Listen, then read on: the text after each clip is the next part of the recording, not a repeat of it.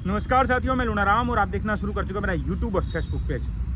बाड़मेर में सियासी तापमान लोकसभा चुनाव को लेकर बढ़ गया है। इस बार रविंद्र सिंह भाटी का फॉर्मूला चलेगा जो शिव विधानसभा में जिस तरीके से जो विधानसभा चुनाव हुए उसमें अपनाया और निर्दलीय के तौर पर उन्होंने जीत हासिल की, या मोदी लहर।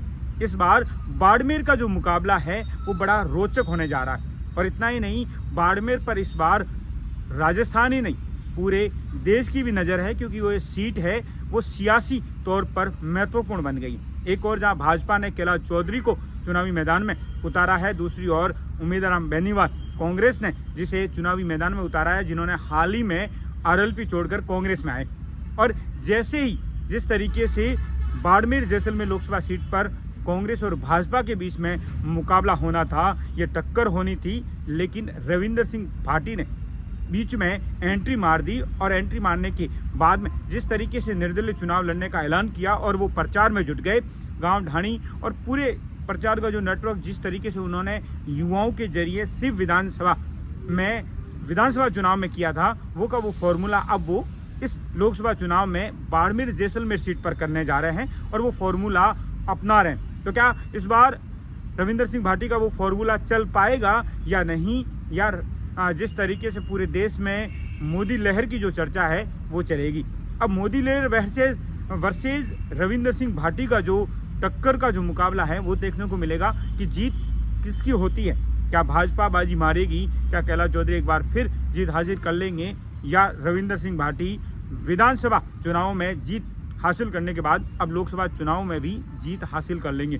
क्योंकि ये जो सियासी समीकरण है रविंद्र सिंह भाटी के आने के बाद में बदल गए हैं, क्योंकि पहले सियासी समीकरण सीधे तौर पर कांग्रेस और भाजपा के बीच में थे। तो ऐसे में भाजपा कांग्रेस पर भारी पड़ती नजर आ रही थी।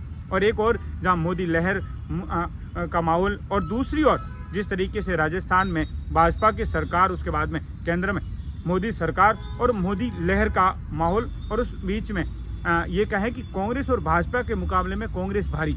लेकिन रविंद्र सिंह भाटी की एंट्री के बाद में जो सियासी समीकरण बदल गए। अब जो टक्कर है वो एक दूसरे भाजपा और कांग्रेस के बीच में न रहकर अब त्रिकोणी हो गई है।